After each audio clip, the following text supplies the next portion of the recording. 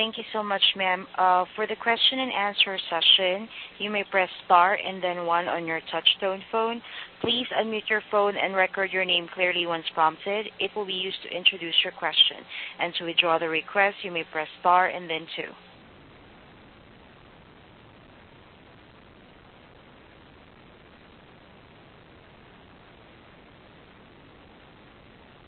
Again, to ask a question over the phone, you may press star and then 1. Please unmute your phone and record your name clearly once prompted. It will be used to introduce your question, and then to withdraw the request, you may press star and then 2.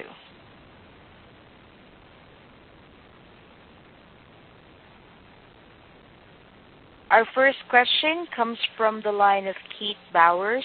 You may begin. Yes, I know you talked about a maximum loan amount, but is there a minimum loan amount for the SBA microloan? No, there isn't. There is no minimum amount. That would be determined by the nonprofit microlender. It can go as low as $500, $1,000.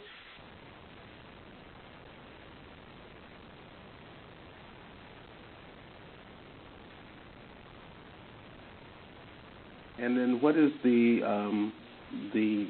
I would say average term of the loan? As I mentioned before, it depends on a couple of different factors. For example, it depends on what are you going to be using the funds for, and what are your needs and the amount. And so that is determined by the nonprofit. So if you were going to be using it for a small loan for $1,000, you might not need 5 years to pay that back. Again, if you were going to be using $50,000, you might need 5 years to pay that back. Okay, thank you. You're welcome. Thank you so much for the question. Again, to ask a question over the phone, kindly press star and then 1. Please unmute your phone and record your name clearly once prompted. It will be used to introduce your question, and then to withdraw the request, you may press star and then 2.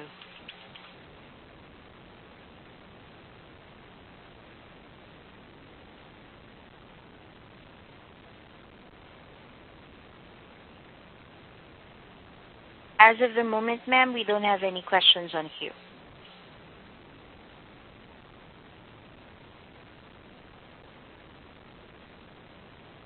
Excuse me, speakers? This is Monique. We'll take one last call for questions. All right, yes, we do have our next question. It also still comes from the line of Keith Bowers. You may begin.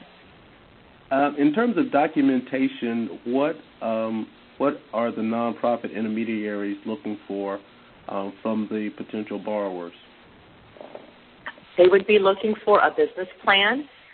They would be looking for cash flow projections if it is a startup business. And if it is not a startup business, obviously 2 years of business financials and also projections. And both financials on the personal financial statements on the applicant. Also, a credit report obviously is pulled. Will they use any type of credit scoring? No. These loans are very small loans, and there is no SBA credit scoring model for the SBA microloan program. Okay, thank you. You're welcome. Thank you again for your question. Also, I just want to add that if you are a borrower and you take out a microloan and you pay it off, you can always come back again and borrow another one, which is what a lot of the borrowers do. They'll start out with a small loan of maybe $2,000, successfully pay it off, and go back and borrow maybe $10,000 and successfully pay that off, and then again come back and take a $30,000 loan out. So that really helps them establish credit in the name of the business and shows the business as they're growing and in their credit file that they're able to, start with a small loan, pay it back successfully, and build their credit history when they're ready then to go to a lender for a larger loan amount.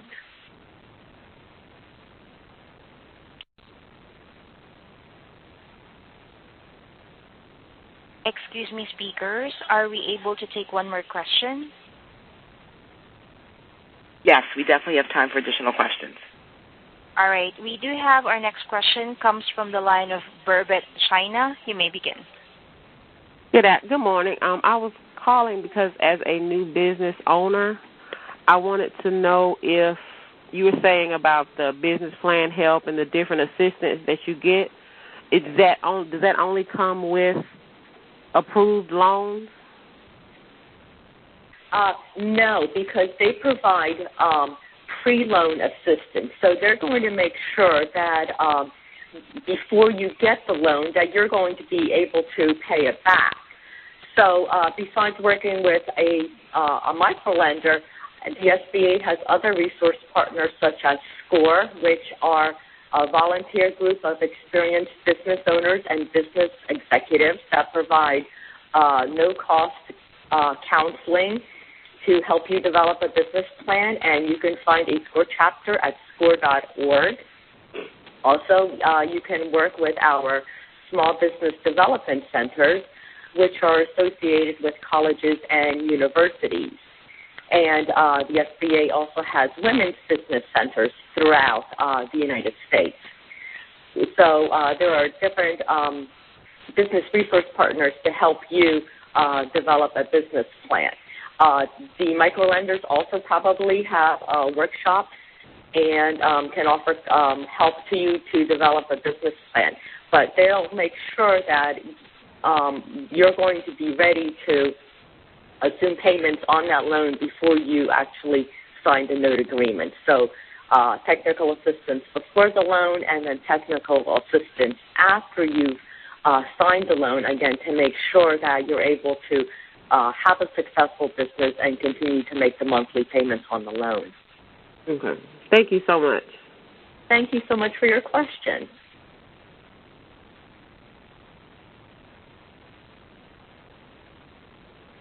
Again, to ask a question over the phone, you may press star and then 1. Please unmute your phone and record your name clearly once prompted. It will be used to introduce your question, and to withdraw the request, you may press star and then 2.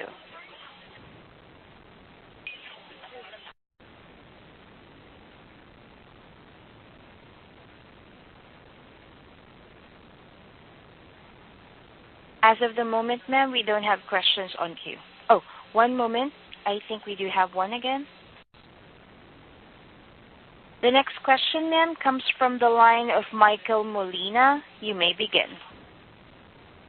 Hello. I'm wondering what are the requirements for a nonprofit to become an intermediary? There is a whole application process for a nonprofit to become an intermediary. And one of the basic requirements is they need to have experience in making microloans. They also need to have experience in providing technical assistance through their organization. And finally, they need to have 3 permanent full-time staff that are devoted to the microloan program. So those are the top 3 requirements. If you are a nonprofit that is interested in becoming an intermediary, I would suggest that you contact your local SBA district office, and then they're able to provide you with a checklist and a guide on all the additional requirements to apply. Thank you very much. That was a very good question. Thank you so much.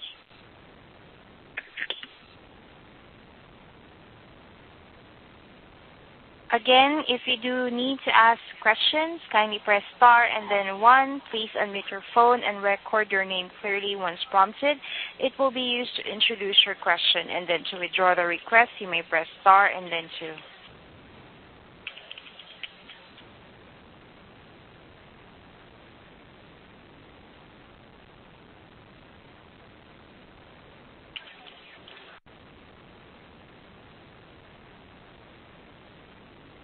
Our next question, ma'am, comes from the line of Keith Bowers. You may begin.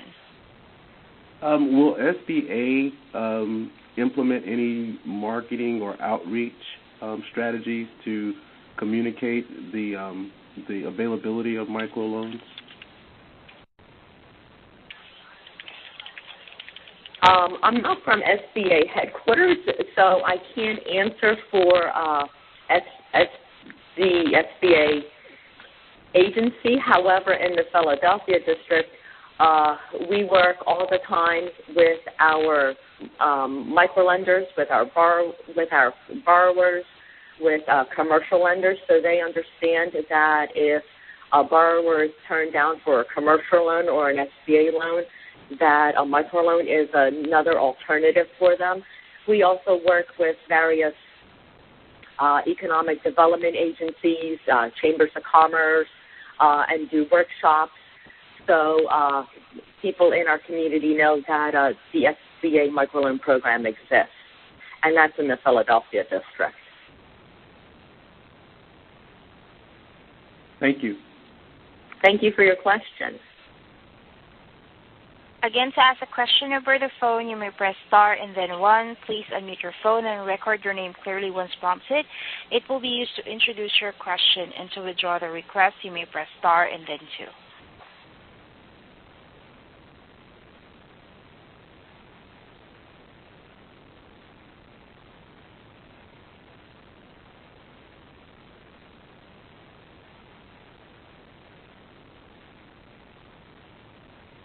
As of the moment, ma'am, we don't have questions on queue.